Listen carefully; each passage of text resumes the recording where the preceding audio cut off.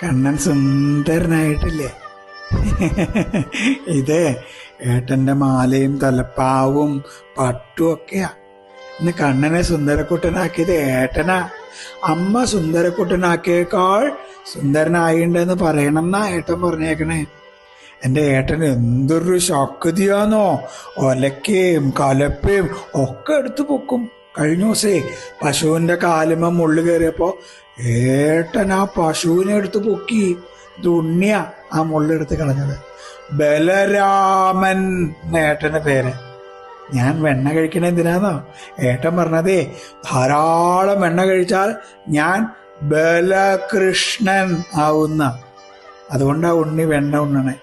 വികൃതിയും കുസൃതിയും കൗശലവും സൂത്രവും പരിഭവങ്ങളും കൂടി ഒരു നീലമേഘത്തിൽ ഒരുമിച്ചാൽ അവൻ്റെ പേര് കൃഷ്ണൻ. കണ്ണാ.